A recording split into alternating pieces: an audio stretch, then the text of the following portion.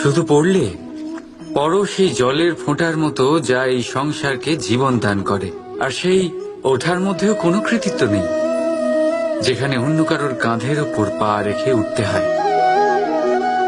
নিজের অস্তিত্ব হারাতে কোনো ক্ষতি নেই, যদি তা সেই বীজের মতো হয় যা এক নতুন গাছের অস্তিত্বকে জন্ম দেয়।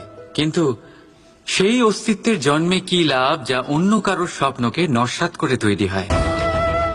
ক্রোধে খারাপ কিছুই নেই, যদি তা কোনো দুষ্টকে সঠিক পথে চালনা করে। কিন্তু সেই মেনে নেওয়া, সেই দয়ায় কি লাভ যা আপনাকে দুর্বল করে?